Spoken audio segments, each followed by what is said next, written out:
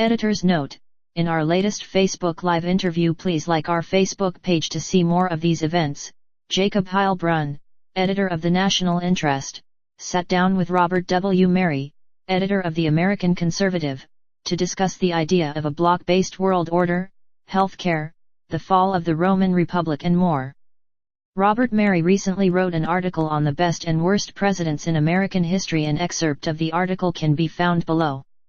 Whenever academics and scholars tickle their fancy by putting forth yet another poll of historians on presidential rankings, there is little doubt about which president will top the list: Abraham Lincoln. In the numerous such polls executed since Arthur M Schlesinger Sr. pioneered the genre in 1948 for Life magazine, Lincoln has come out as number one in nearly all of them. Of the 7 surveys I pulled together for my 2012 book on the subject, Where They Stand, the Illinois railsplitter was judged the nation's greatest president in 6 of them. In the 7th, the 2005 Wall Street Journal poll, George Washington came out on top, with Lincoln in second place. Franklin Roosevelt almost always occupies the number 3 slot.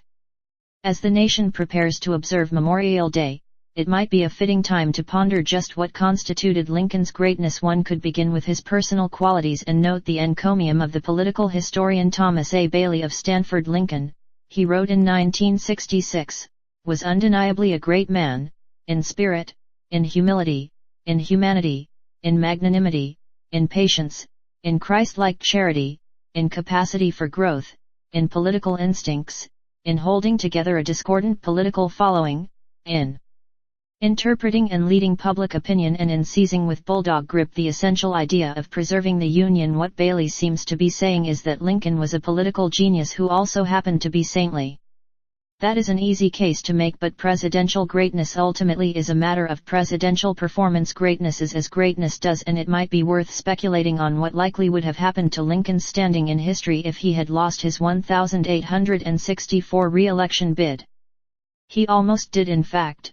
That's precisely what he expected. Just 10 weeks before the election he wrote a note to himself, sealed it in an envelope, and stashed it away for reference only after the ballot results were known. He wrote, "This morning, as for some days past, it seems exceedingly probable that this administration will not be re-elected. Then it will be my duty to cooperate with the president-elect so as to save the Union between the election and the inauguration, as he will have secured his selection on such ground that he cannot possibly save it afterwards." These are words of near desperation.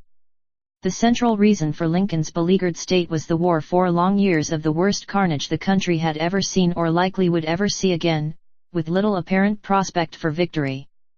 Image: U.S. President Donald Trump talks to the media during his meeting with immigration crime victims at the White House in Washington, U.S., June 28, 2017. Reuters/Yuri Gripas